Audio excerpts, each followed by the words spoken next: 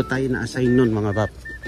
Ito, dito ko nilagay nun kasi alam nila malakas tayo mga bab. Ayan. Ito yung ini-stack ko nun, yan mga yan. Kasi nakita nung manager na tigasin tayo. Yan, nilagay ako sa mga bab. Ini-stack ko yan mga bab. Hanggang dito. Ito, halos yan dito ako nag-duty halos. Yan, pakita ko sa inyo. Yan, overnight tayo dito mga babs. Nag-overnight stacker ako dito. Wow! Yan yung mga yan. Mabibigat tong mga to. Buhangin to eh. Yan o, pagtaihan ng ano.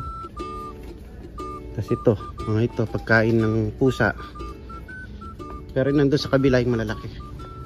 Ito, na-assign din ako dyan. Halos lahat naman inikutan ko. Ito yung mabigat. Yan mga yan.